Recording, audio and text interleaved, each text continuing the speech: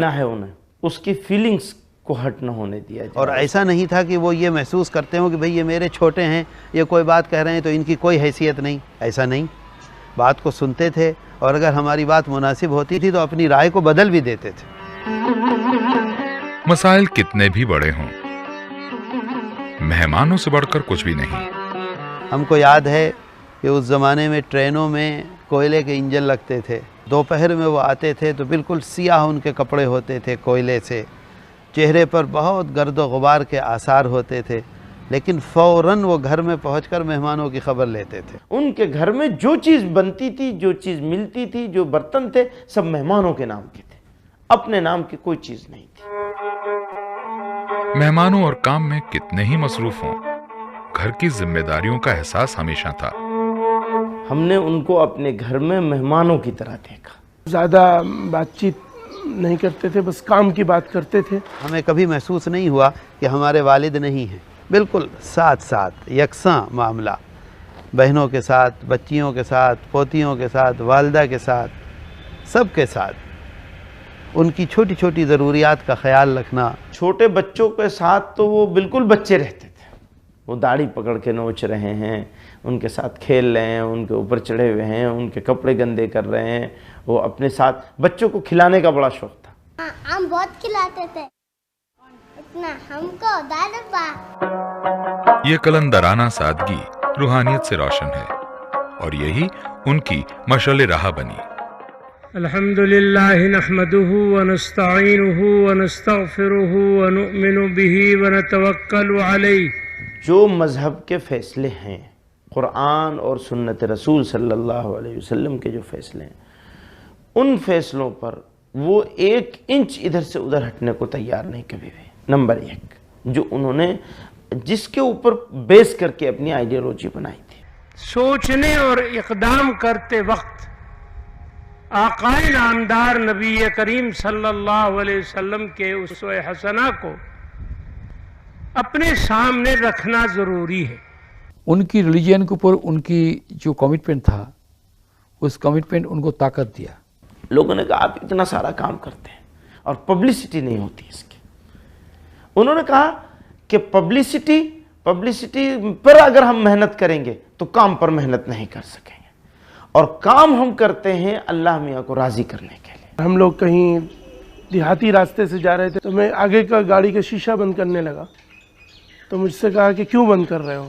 دھول آ رہی ہے اس لیے. نبی کریم صلی اللہ علیہ وسلم نے فرمایا ہے کہ اللہ کے راستے میں نکلنے کے بعد اڑنے والی اور یہ آنے والی دھول بدن کے جتنے حصوں پہ پڑے گی وہ حصے جہنم میں نہیں جلائے جائیں گے.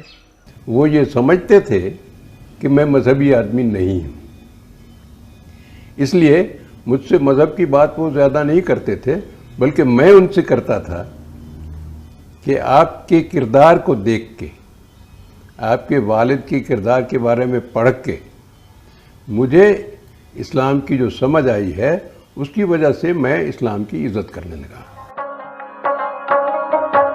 یہ روحانی طاقت ہی ان کے ویژن کی بنیاد بنی، جو قوم اور ملک کی تعمیر و ترقی تھا. آباد کاری ان کی نظر میں عارضی کام نہیں بلکہ ایک کل وقتی عمل ہے. وہ ایسے شخصیت تھے جن کا ایک ویژن تھا کہ مسلمان قوم کے بھائیوں کو کس طریقے سے مین اسٹریم میں لے آئیں. یتیم بچوں کے لیے ایسا انتظام کیا جائے کہ وہ یتیم خانے میں نہیں بلکہ گھر میں رہیں، ان کے اندر سے محرومی کے احساس کو نکال دینا. اور پھر ہم لوگوں نے وہاں ریلیف کیمپ لگائے اور کام کیا. چلڈرن ولیج بھی انہی کا ویژن تھا. انہوں نے ایک نظام قائم کیا کہ ایک غیر سودی بینک بنائیں گے، اس کا نام رکھا مسلم فنڈ. جی میں کچھ قرضہ لینا آئی ہوں. ایسا یہاں بیاج نہیں لگتا رہا، فائدہ ہے یہاں بہت. ماں سید اسد مدنی نے دیوبند میں اقتصادی ادارہ مسلم فنڈ کے نام سے قائم کیا. اس ادارے کا مقصد بلا سودی نظام کو برپا کرنا ہے ہندوستان کے اندر. آج ماشاءاللہ اس کے پاس کروڑوں روپیہ ہے اور کروڑوں روپیہ اس نے تقسیم کر رکھا ہے، اور بالکل اسی ڈھنگ کے اوپر. یہ اتنی بڑی چیز ہے کہ آج ایک آدمی 1 لاکھ 1.5 لاکھ 2 لاکھ روپیہ قرض لے لیتا ہے. اس طریقے سے تقریباً ہم نے اس 44 سال کے عرصے میں 30 کروڑ روپیہ بلا تفریق مذہب و ملت، ہندو اور مسلمان، سکھ سب کو بانٹا ہے. اسی کے ساتھ ساتھ ہم نے لڑکیوں کا ایک ہائی اسکول بنا رکھا ہے. اور کوشش ہماری یہ رہتی ہے کہ ان بچیوں کو جو ہمارے ہاں پڑھتی ہیں ان کو سائنس کی طرف متوجہ کریں. اسی کو بنیاد بنا کر کے آنکھوں کا ہسپتال شروع کرا دیا, ITI کھول دیا. ہم نے ان ٹریڈز کا انتخاب کیا ہے جو ٹریڈز سماج کے اور معاشرے کے نچلے طبقے کے لیے زیادہ کارآمد ہو. تو ہم نے سب سے پہلے الیکٹرانکس میکینک, الیکٹریشین, فٹر اور کمپیوٹر ٹریڈ کا انتخاب کیا. یو پی میں آج کی تاریخ میں پرائیویٹ اداروں میں سب سے ویلیکیوبڈ انسٹیٹیوٹ ہے مدنی ٹیکنیکل انسٹیٹیوٹ دیوبند. جذبہ قومیت جو والد سے ملا اسے مولانا نے ایک نئی شکل دی. یقین ہے کہ اس گزرے کل کو آنے والا کل بھی آگے بڑھائے گا.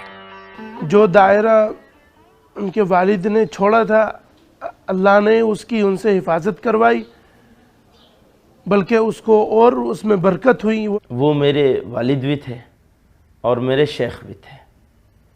حضرت مدنی رحمۃ اللہ علیہ کے نزدیک متحدہ قومیت کوئی وقتی عارضی معاملہ نہیں ہے اور نہ ہی صرف ہندوستان سے تعلق رکھتا ہے, بلکہ یہ ایسے تمام ملکوں میں جہاں مختلف عقائد و نظریات والے کے فرقے رہتے ہوں وہاں متحدہ قومیت کی ضرورت مسلسل اور مستقل ہے. جمعیت نے آزادی سے پہلے بھی مظلوموں کی اور کمزوروں کی لڑائی لڑی ہے, آزادی کے بعد بھی لڑتی رہی ہے اور انشاءاللہ آئندہ بھی لڑتی رہے گی. ایک سیکولر جو جمہوریت کو مضبوط کرنا اپنے ملک کے اندر وہ اپنے آپ میں ایک چیلنج. تو اس طریقے کے چیلنجوں کو فیس کرنے کے لیے اگر وہ ہوتے تو ان کا بہت بڑا کنٹریبیوشن رہتا, لیکن اب جماعت کو مطلب یہ رول پلے کرنا پڑے گا. جس مقام پر وہ لوگ تھے اس مقام پر کوئی پہنچ نہیں سکتا, نیور کبھی. لیکن ان کی جو وراثت ہم کو ملی ہے علمی اور روحانی, اس وراثت کی اگر ہم لوگ حفاظت کرنے میں کامیاب ہو جائے تو یہی بہت بڑی بات ہوگی. اللہ تعالیٰ ہماری ان چھوٹی چھوٹی کوششوں کو اپنے فضل و کرم سے تناور درخت بنائے.